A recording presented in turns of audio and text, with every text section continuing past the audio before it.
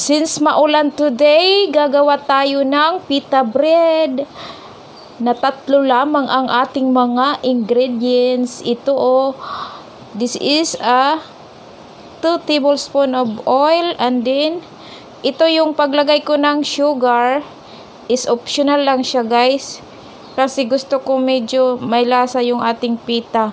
At ito ay 1/4 teaspoon of salt. And then warm water, 1/2 cup of warm water. And then 1 cup of all-purpose flour. And then 2 tablespoon of cooking oil.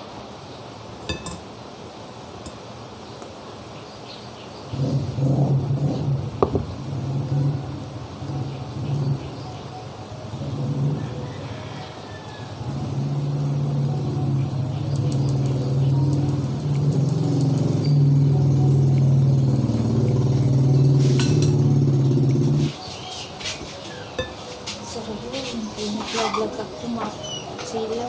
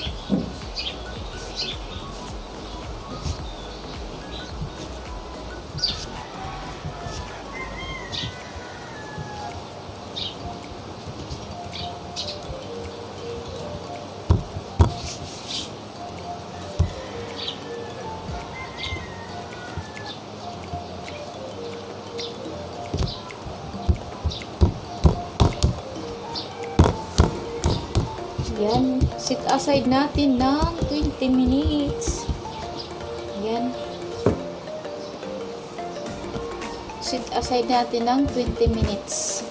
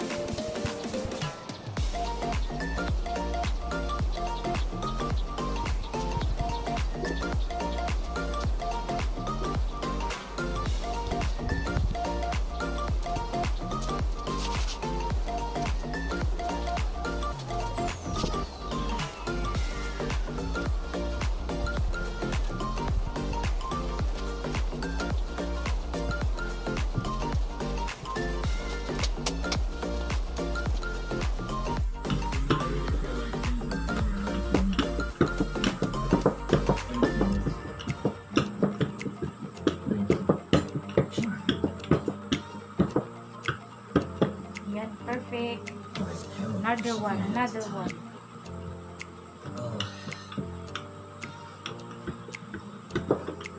Richard's my brother.